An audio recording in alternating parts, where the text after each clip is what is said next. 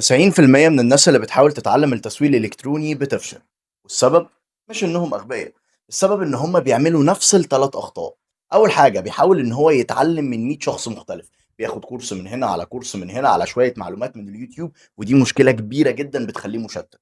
تاني سبب هم إن ما بيبقاش في طريقة واضحة للتعلم، ما بيبقاش في خطة من البداية وطريقة أنا بامشي فيها عشان أوصل لهدف معين، وغياب الخطة بيخلّيك تعاني سنين في التعلُّم بتاعك. تالت سبب بقى وهو إن ما بيبقاش في حد يتابعهم، ودي مشكلة كبيرة جدًا لإنّك ما بتبقاش عارف أنت ماشي في الطريق الصح والّا الطريق الغلط، وفي الآخر الناس بتبقى فاكرة إن العيب فيهم هم، مع إن العيب كان في الطريق من البداية. وعلشان كده أنا عملت لك حلقة مجانية باشرح لك فيها خريطة الطريق الكاملة لتعلُّم التسويق الإلكتروني، كل ده بس علشان أحميك من سنين من الخطأ وتقعد تتعلّم وتغلط وتجرّب.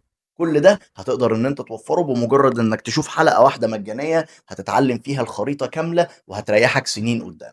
لو عاوز تعرف لينك الحلقة خش على البايو دلوقتي هتلاقي اللينك في البايو، تقدر تشوف الحلقة فور فري وصدقني هتفرق معاك كتير جدا.